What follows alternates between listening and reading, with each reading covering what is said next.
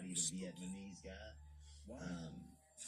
Because like, you get to start a move, if you attack somebody bigger, if you eat something bigger in front of other people, it's going to alarm people. But you want to eat a small person, so stature. I think if you gun down a Viet, people aren't going to be that upset at you. You know? These people are going to be super upset. His wild personality, it's hard to tell if he really has been able to stay away from his vices. Chris D'Elia. Chris D'Elia is a comedian and actor who is particularly close with Brendan Schaub and Brian Cullen. He is also the person who replaced Theo on the Fight Club.